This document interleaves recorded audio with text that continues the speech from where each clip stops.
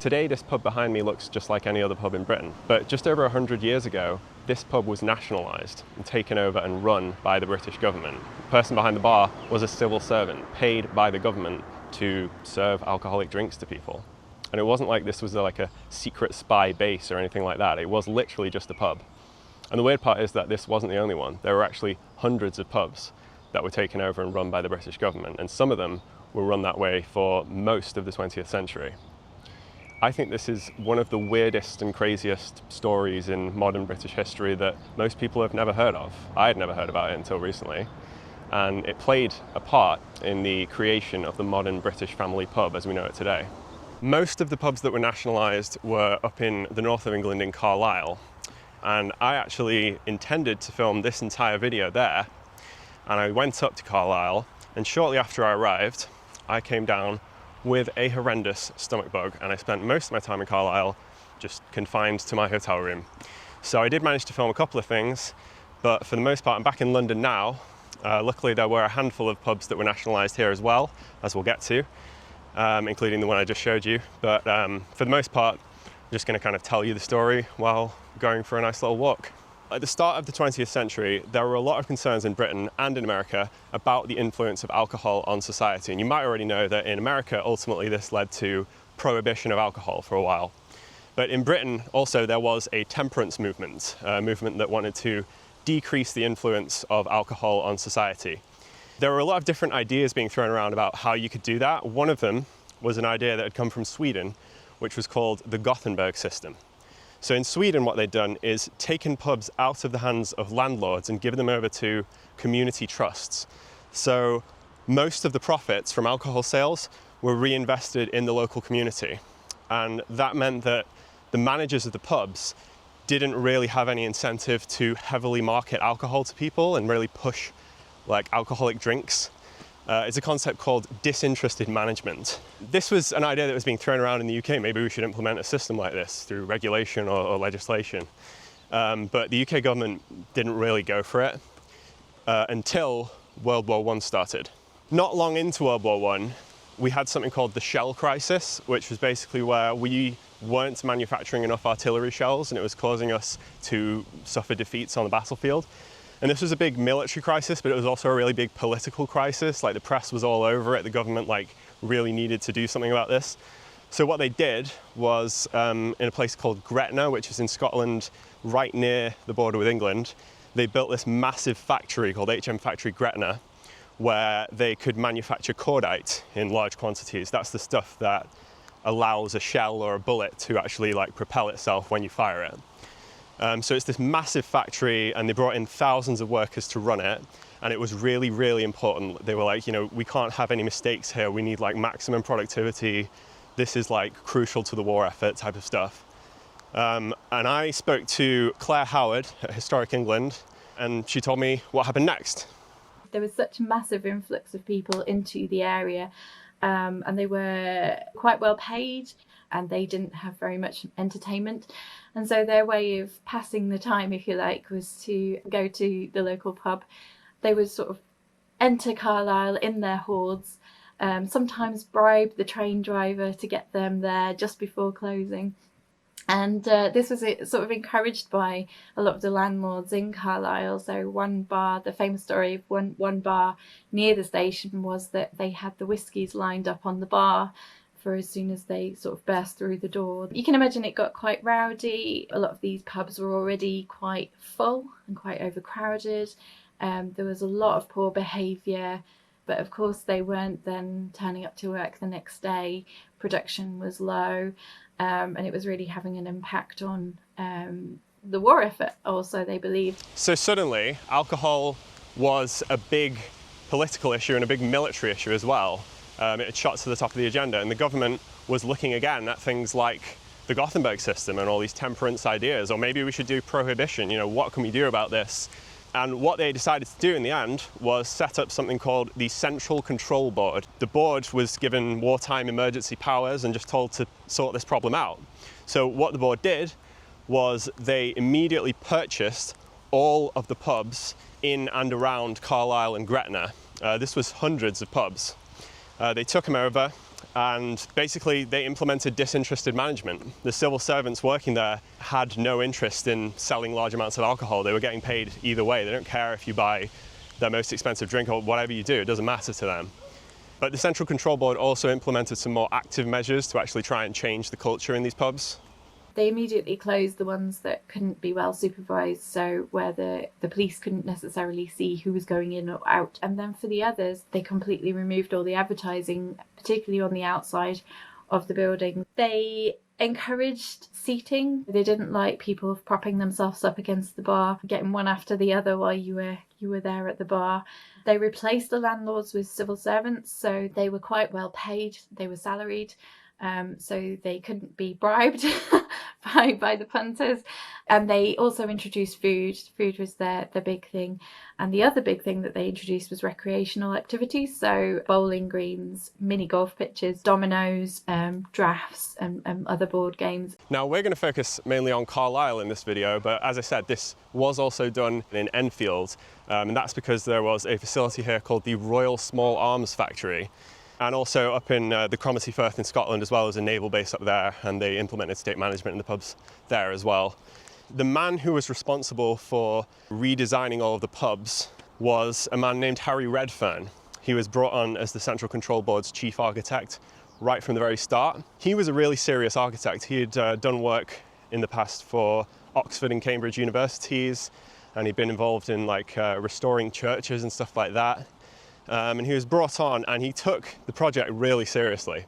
He was very, very meticulous about all of the details of things like how the pub signs would look and the designs for those. And he had certain builders that he liked to work with, and he was just very involved in all of the little details. But of course, 1918, World War I ended. So the future of the scheme was immediately in doubt. Here in Enfield, the scheme was ended, which I think is probably mainly because it was a very small scheme, only I think 4 pubs. But in Carlisle and Gretna and in the Cromarty Firth, it was kept going. And that was because it was working well. And it was also turning a profit. It wasn't soaking up public funds or anything like that. And the social effects were good as well. In Carlisle, arrests for drunkenness were down 60%. Apparently there was a national trend in the same direction, but nonetheless it was taken as evidence that, hey, this scheme's doing a good job, let's just keep it going. And it started being referred to as the Carlisle experiment. But all the pubs had already been taken over and renovated, so what was left for Harry Redfern and his team to do at this point? Well, the answer was they turned their attention to what would a brand new pub look like. And it was around this time that Harry Redfern came up with his concept for what he called the New Model Inn. His plans included a few concepts that at the time were really radical and progressive, but if you implemented them now would be seen as insanely backwards. For example, men and women were split. There were separate rooms, men's only and women's only rooms. There was also mixed rooms. It kind of varied depending on the pub. Also, the pubs were split up by class. There was a first class area and a second class area. When I was in Carlisle, I did get to visit one of Harry Redfern's pubs. This is the Cumberland Inn. And from the outside, you can already see that there was another entrance that isn't used anymore. And this would have taken you upstairs to go to the first class room. But that part of the pub isn't used anymore. If you look in the upstairs windows though, you will see this stained glass element, which is a red fern. That's a signature element put in there by Harry Redfern. Inside the pub, of course, you don't have different rooms for classes and sexes anymore, but this old image shows how originally the different parts of the pub would have been different rooms. And you can see how the bar sort of goes round a corner, because originally this single bar would have actually served 2 different parts of the pub. I did pop into another Redfern pub. This is the Apple Tree. And you can see at this one how the bar is located in the middle of the pub and it sort of wraps round. And again, this is because originally there would have been several different rooms. So by putting the bar in the middle, the bar staff were able to serve all the different rooms just from one bar. This pub also had an upstairs first class area. Unfortunately, I wasn't able to access any of these because they're not used anymore, but this is what it looked like. Very fancy. The reason why this was done was because at the time, most middle-class people and most women wouldn't go to pubs because it was not the done thing. And they were trying to break that. They were trying to say pubs are for everyone and everyone can go. And so the way they decided to do that was to split up areas and have areas where women could feel comfortable and areas where middle class people could feel comfortable, and just try and break down those divisions. And I guess it kind of worked, because pubs these days kind of are for everyone.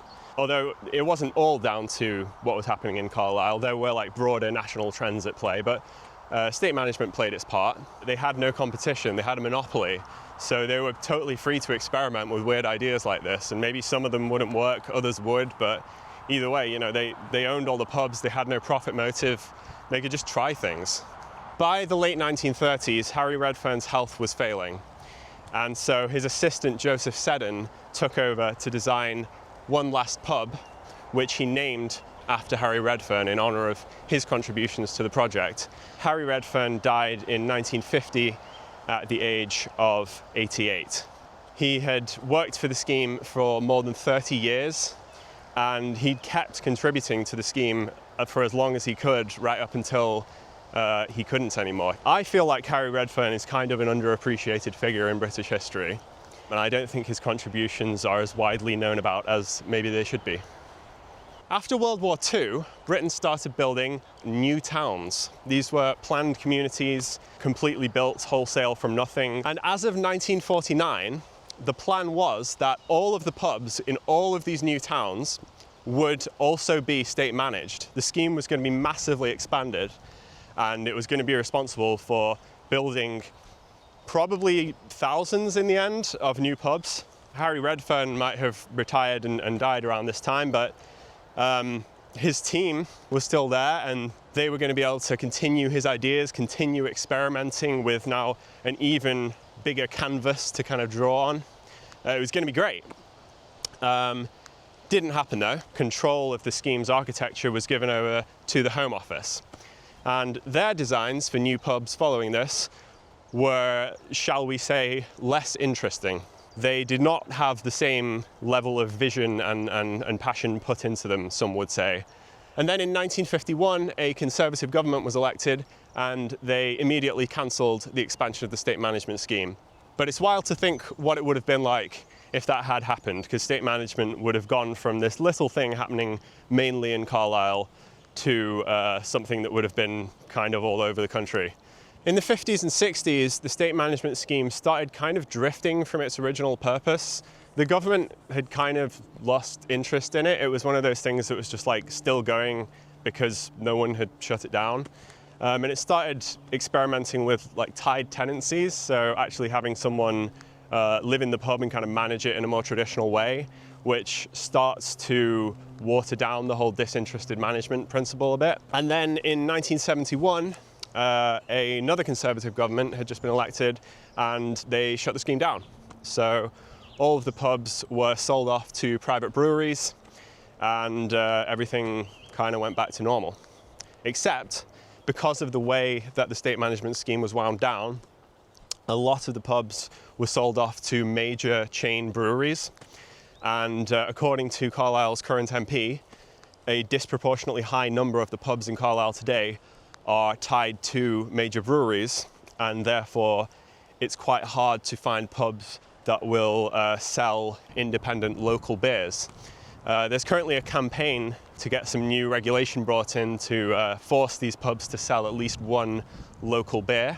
This is something that's already been done in Scotland, so we'll see what happens, but clearly the echoes of the state management scheme, or at least the way the state management scheme was abolished, are still being felt in Carlisle today. I just think it's crazy that this story isn't more widely known about.